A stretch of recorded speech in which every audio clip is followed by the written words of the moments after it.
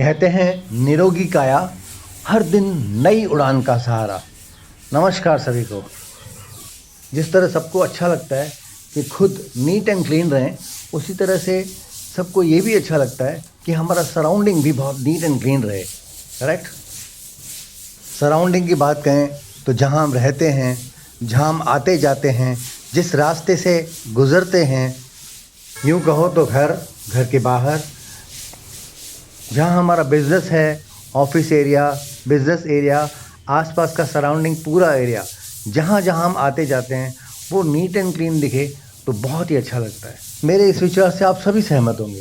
अपने अंदर नई ऊर्जा, नई एनर्जी भरने के लिए हम अपने दिन का रोज़ रीसेटअप मारते हैं, लेकिन अगर उलझने हज़ारों तो आदमी अपने आप में ही खफा सा रहता है। उसके लिए उसे चाहिए एनवायरनमेंट अच्छा हो, मन में सुकून हो, और कहते हैं जहाँ तक उसकी नज़रें जाएं वहाँ तक के एरिया उसके मन मुताबिक हो, तब तो क्या बात है यार, फिर सब कुछ अच्छा लगता है। और इन्हीं बातों को ध्यान में रखते हुए मेरी हमेशा कोशिश रही है कि ये बिल्डिंग बहुत ही नीट एंड क्लीन, एकदम साफ़ सुथरी रहे।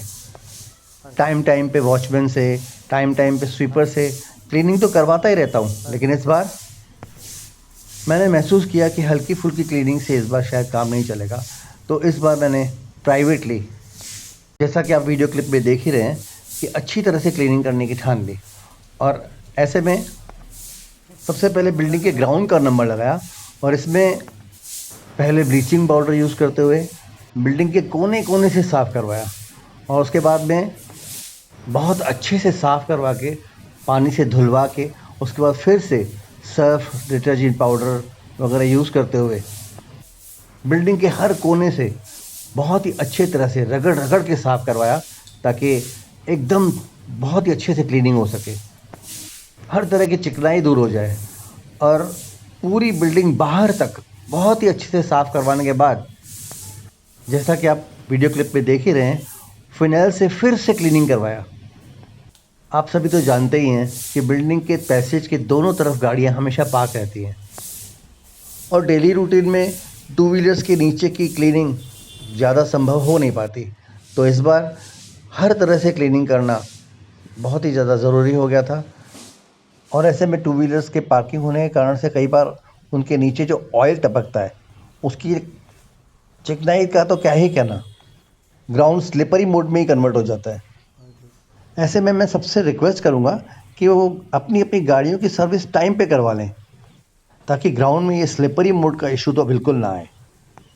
और जैसा कि आप इस क्लिप में देख रहे हैं कि मैं खुद स्वाइप करने लग रहा हूँ, क्योंकि मैंने नोट किया कि मेरी खुद की गाड़ी से कुछ ऑयल टपका है, जो कि वहीं पर पार्क की हुई थी।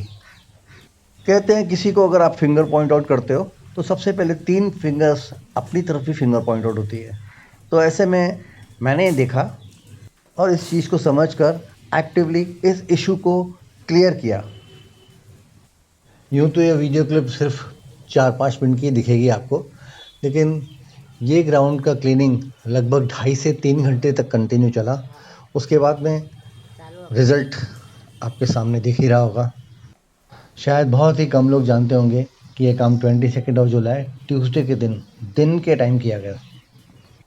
यूँ तो बिल्डिंग में कई सारे काम पेंडिंग चले आ रहे हैं, लेकिन मेरी कोशिश रही है कि कुछ ना कुछ करते चले आएँ तो शायद रिजल्ट्स तो आगे आते ही हैं। और मैं आज भी पॉजिटिव मूड में ही हूँ।